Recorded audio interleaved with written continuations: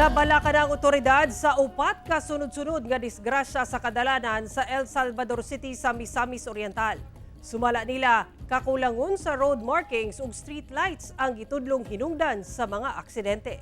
Ang detalye sa report ni James Paulo Yap.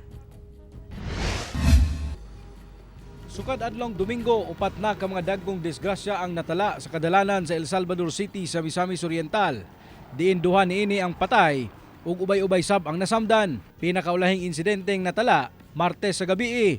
Diin usa ka 63 anyos nga babae ang patay human nabanggaan sa usa ka SUV sa barangay Mulugan, El Salvador City. Sumala sa usa ka witness sa hitabo nga naghaguros matud pa ang tulo ka mga sakyanan gikan sa direksyon sa Iligan City. Samtang patabok unta ang maong biktima dihang nahitabo ang aksidente. Nagkusog gayon na siragod. Pagtanaw na mo din ha.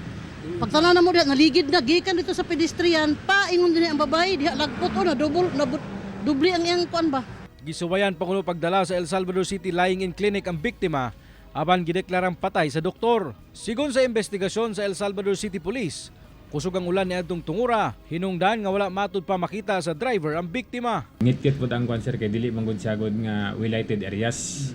Mo to hinungdan sir nga nabanggaan siya sir. Hinuon nagkasabot na kuno ang pamilya sa biktima ug ang banay sa nakabangga.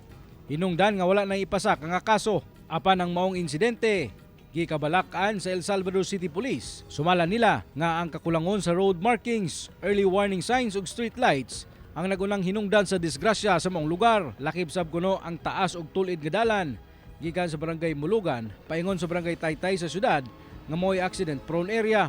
Busa nakikoordinar na sila karon sa buhatan sa Department of Public Works and Highways alang sa mga posibleng lakang aron maminusan ang disgrasya sa maong dalan. Ang mga warning signs dayon sa pabutangan nato og kanang mga center island nga may mga suga, lighted na atong dalan.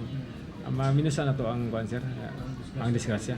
Kauban si Makoy Sempron, James Paulo Yap, One Mindanao.